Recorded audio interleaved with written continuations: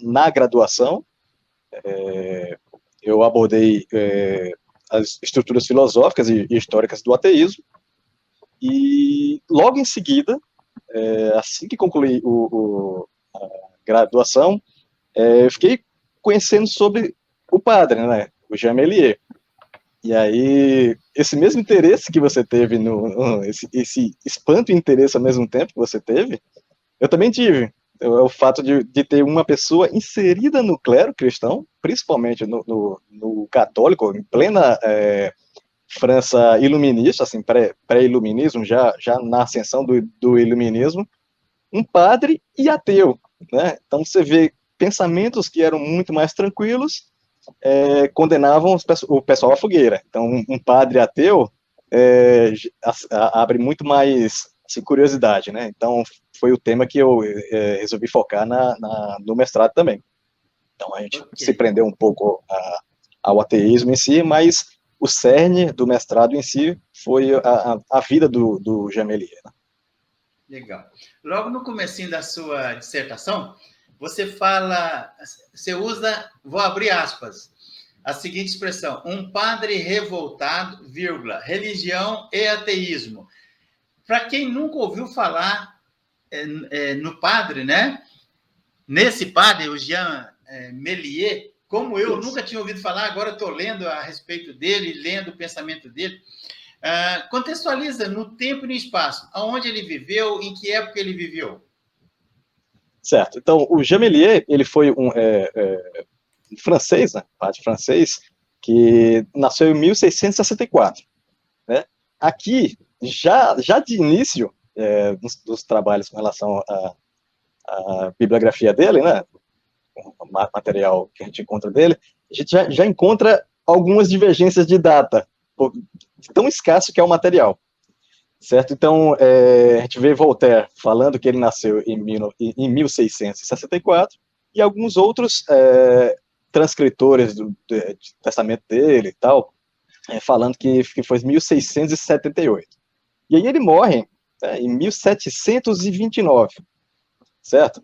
E aí tem mais uma divergência de data que alguns outros pesquisadores colocam como 1733. A gente fica com essa divergência, porque por vários motivos, principalmente tecnológico, né? Você manter registro de nascimento e morte do pessoal naquela época era algo muito trabalhoso, né? Então, mesmo tendo essa divergência, ela não causa um impacto muito severo na pesquisa. Então, ele nasce numa vila chamada Mazernet, e ele cresce. Posteriormente, ele se muda e vai para uma província chamada de Étrepigny, certo? Que fica na região de Champagne, lá na França mesmo. E aí é onde ele atua no clero até a morte, né? Então, ele deixa o seu testamento em forma de fragmento, nesse período ele vai escrevendo e vai anotando e deixando por lá, né? Então ele deixa essas cópias, e para ter garantia que após a sua morte essas cópias elas não seriam queimadas ou dado algum tipo de fim, né, ele envia algumas cópias desse seu testamento para alguns de seus paroquianos, né, e um advogado amigo dele chamado Leroux. Então esse advogado amigo dele, ele trabalhava num parlamento, ele era procurador do parlamento de uma cidade chamada Mézières, né? Então, além disso, além dessas 3 cópias que ele destina a seus paroquianos, e essa cópia ao advogado Leroux, né? Ele escreve algumas cartas para padres da vizinhança, afirmando e demonstrando que ele tinha escrito o seu testamento, e que após a sua morte o pessoal fosse atrás, né, do material que ele deixou.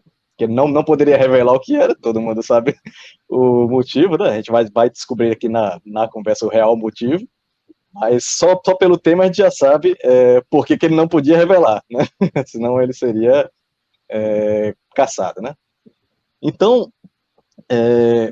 ele envia essas cartas a padres da vizinhança para informar que ele tinha deixado esses documentos na chancelaria de um local chamado Saint-Menehould, né, por conta desse receio. Então, após ele ingressar no mundo clerical, né, ele assim, a gente constata que ele ingressa só como fonte de sustento, certo? E ele deixa isso claro, ele deixa isso relatado em seu testamento, né? Então, de início, a sua vida clerical ela é um tanto quanto conturbada, porque ele tenta se envolver em conflitos, né, da região, né, e aí ele faz caridades, né, pro pessoal da aldeia que ele exercia suas atividades clericais, né, e o Voltaire, que foi um dos primeiros a transcrever, no caso, o testamento dele, né, fazer questão de dizer que ele não se envolvia assim, costumeiramente em escândalos sexuais, né? Então o Voltaire já deixa isso, que ele já, assim, já alerta que era um comportamento comum entre os padres daquela época, né? Então ele toca nisso como um ponto, assim, como uma virtude do padre, né? Então ele já fala que o Méliès ele era muito, assim, ele era muito, como que eu posso dizer, me foge o tema agora, ele era muito temperado, ele era muito temperado e não se envolvia em escândalos sexuais, né? Então isso que é um ponto engraçado e interessante, né? Então, em nenhum determinado momento da sua vida, como eu estava falando agora, que era de início, sua vida clerical foi um pouco conturbada, num episódio, ele tenta defender, né, alguns camponeses dos maltratos de um comandante da aldeia, onde ele vive, né? O comandante dessa aldeia é chamado Antoine de Thuir, né? E aí tem uma desavença entre o padre e ele, certo? Então, após essa desavença, né, o arcebispo local, a pedido do próprio Antônio, o comandante da vila, convoca a presença de Méliès em uma pequena cidade a nordeste da França chamada Donchery, certo? E essa convocação, que foi a pedido do próprio Antônio, foi para dar um sermão no Méliès, dizendo que ele estava se envolvendo demais. Então a gente já vê que aí já tem um freio pesado na vida dele, né? Ele tenta fazer alguma coisa em pró do pessoal da vila e ele já toma uma freada daí, né? Então ele já abre um alerta para ele, né? E após esse acontecimento, a gente, pelos relatos do testamento, a gente vê que ele passa a fazer tudo mais oculto. Então ele passa a escrever mais, falar menos e agir menos. E aí é onde entra onde a gente tem, de fato, o material de estudo sobre ele, né? Então, logo no início do seu testamento, ainda para contextualizar, ele deixa bem claro, ele escreve da seguinte forma, fez umas anotações aqui, porque eu gosto muito de citação, para fundamentar melhor. Então, ele deixa bem claro, então, abre aspas, ele escreve o seguinte: vocês sabem, meus irmãos, o meu desprendimento. Eu não sacrifico minha crença a nenhum vil interesse. Se eu abracei uma profissão tão diferentemente oposta aos meus sentimentos, não foi por cupidez. Então a gente já acende um alerta, que a profissão que ele começa a atuar, que é a do clero, é diferente aos sentimentos dele, né? Eu obedeci à minha família. Eu teria preferido vos esclarecer isso mais cedo, se tivesse podido fazer isso de forma segura. Então a gente já vê o medo dele, né? No próprio escrito. Então, e ele continua: vocês são testemunha do que eu afirmo. Eu não desonrei meu ministério exigindo os pagamentos, no qual vocês são parte dele. São prova dele. Parte ou prova dele.